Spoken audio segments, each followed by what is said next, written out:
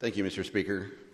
Back in January, when we came into session, I had a coworker of mine and a very good friend of mine that began to ask me about Senate Bill 89. And of course, it was in the Senate at that time. I didn't even know what the bill was. Began to look it up and read about it. And as it made its way through the legislative process and the Senate committee on the Senate floor, our committee, the House floor, it got passed. We were talking every day about this bill. He was interested in this bill because he owns several farms in eastern Kentucky, and he just wanted to build a pond on his property, but he couldn't do it.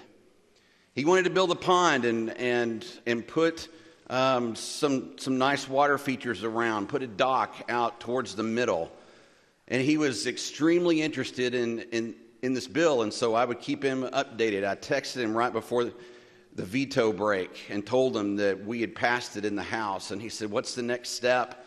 And I said, "I'm sure the governor's probably going to veto the bill." And he said, "Well, what's the next step after that?" And I told him, "Well, we'll probably override the veto."